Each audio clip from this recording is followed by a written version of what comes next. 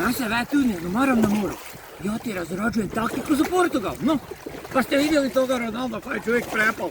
Pa ove trbušne mišiće kad mu pogledaš, pa to ti tako sredi kada se mu vruću ovu rešetku do roštilja pritekao na trbuha. Pa kaj su to mišići? Pogledaj kaj ti je trbušni mišići, to je jedan armiranje.